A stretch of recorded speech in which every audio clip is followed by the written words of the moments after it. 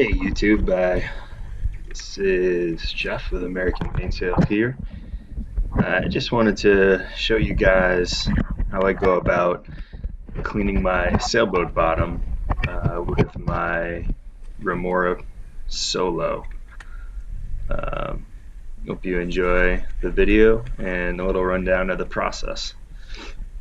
So the way I generally get dressed and or get ready to get into the water is I put my wetsuit on first, kind of inside the boat. I live on the boat, and then I put my fins on. I never get in the water without wearing fins.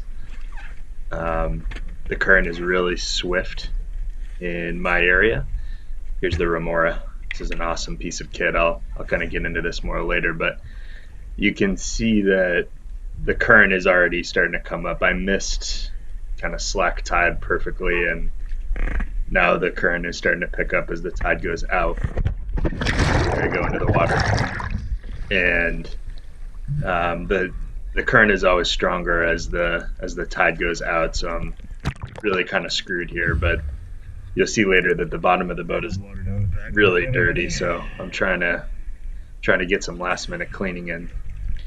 So I attach my buoyancy compensator to my dinghy, a line coming off my dinghy, and a carabiner clip, and that way I can put the BC on in the water. I just find it to be much faster to get dressed this way, and also when it's hot, I'm not sitting there working up a big sweat with my wetsuit on, hood, gloves, etc., carrying around, a 50-pound BC as well, and it's all weighted down with my 100 cubic foot steel tank as well.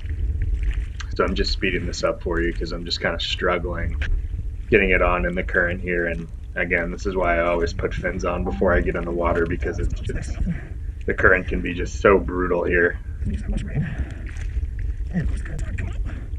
But I've pretty much got it on here soon. I think I'm just kind of buckling it down while trying to stay in roughly the same position, trying to fight this crazy current.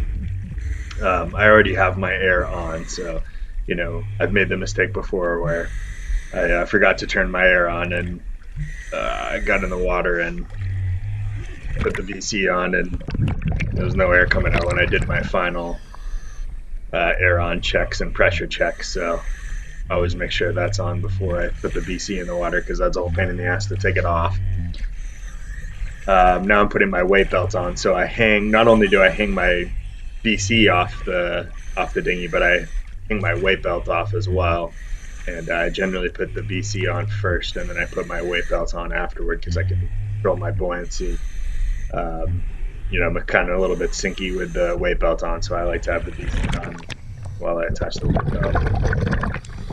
Generally that goes pretty well. I deflate it probably half, a little less than half, and start breathing out of the tank, and that generally gives me enough room around my waist to get the weight belt on. So this went pretty smooth for me. And the visibility's not great. There's a lot of current. It's just tide's going out, so getting all that water in that's been sitting up in the Great Bay estuary and up in the river. So it's green and it's dirty and it's cold, and there's just not a lot of fun to be had here, but we're working. So I'm grabbing my REMORA. So this is a pretty expensive piece of kit. This thing costs between $1,600 and $2,000 with only one brush. But you'll see that it makes cleaning the bottom of a boat just a breeze. Here I go.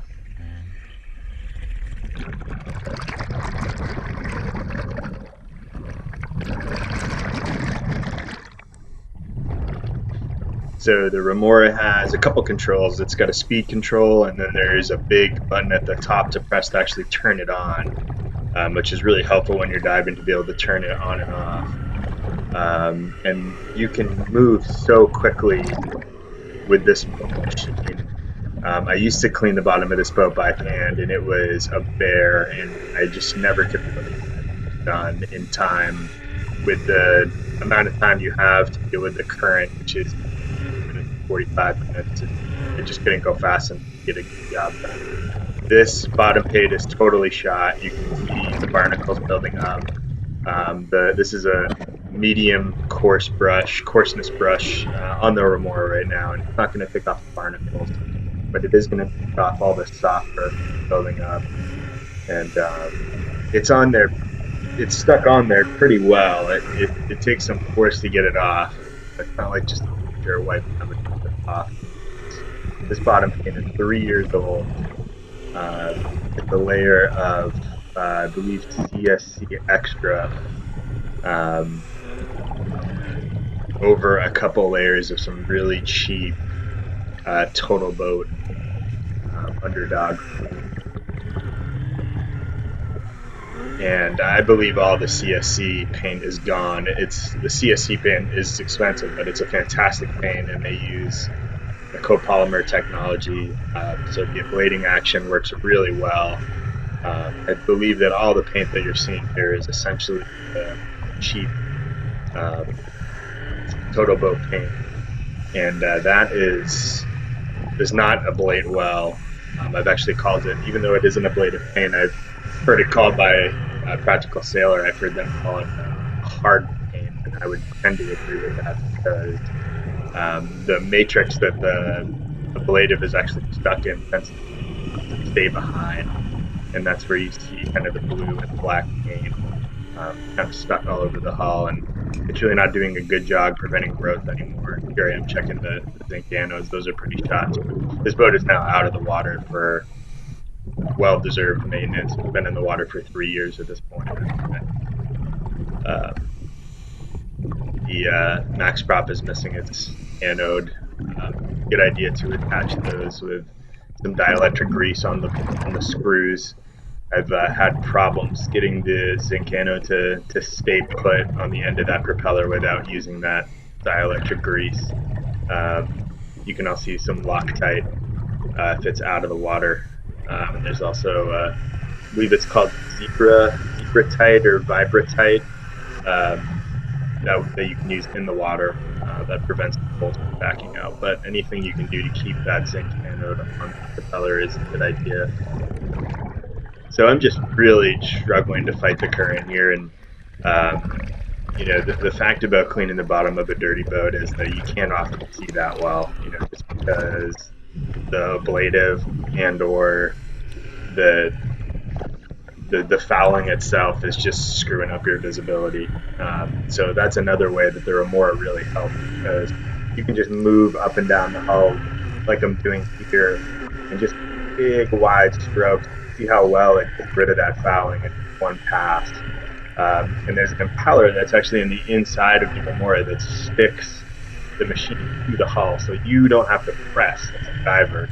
Pressing on a hull is very hard when you're in water because of zero gravity, there's no friction. Where you can't push into the ground in order to push into the hull. It's Isaac Newton is applying here, and he's not working in our favor. So in order to press into the hull, you normally have to paddle against the water in order to kind of stick yourself onto it. So it's very tiring, especially when you're dealing with the current. So the Remora kind of takes that factor away, and that impeller action sticks you onto the hull. And I'd say that's one of the biggest benefits of the Remora. And at this point, I'm just kind of overwhelmed by the current, and I'm just calling it a day. A lot of times the way the current in this river works is there'll be kind of an initial surge of strong outgoing current, and then it will start to die down a little bit. The current's not necessarily like a linearly increasing thing. It's kind of, if you hit it, if you're in full outgoing current, you're screwed, dude. It's not going to stop or get any better for you until it starts to turn. But as just an hour or so, 45 minutes after slack, you can kind of get these surges of current, and then they'll decrease as just the dynamics of the river work. And I'm suspecting that that's what's going on here. So I'm just taking a break, and you can hear me breathing very hard, trying to catch my breath because I'm swimming so hard against this current. That line that I hang out off the dinghy for my gear for when I initially get in is a great little tool that I use to also just hang on to something if I need to take a quick break. Get a little bit too much current. Let's wait a few minutes and see if it slows down. Because it's damn hard to swim against it. Now I'm just kind of sitting back admiring the sunset. It's a beautiful day out here in September on the Piscataqua. Good day to be in the water. Can't complain. The current did end up decreasing pretty substantially, and I ended up being able to get the rest of the boat as clean as I could. I wish I caught it because there was some good shots of me cleaning the bow section, the keel, and I was impressed with how much I was able to get done here. But unfortunately, my GoPro ran out of storage, and this was the first time I had tried GoPro, doing a GoPro recording on a dive at all. So I'm hoping to do a lot more this summer. And I recently posted a video of us diving Blue Heron Cove in Florida, which is an awesome video. I just threw the whole thing up. It's about an hour long, and I really recommend that you check it out. It's on this channel.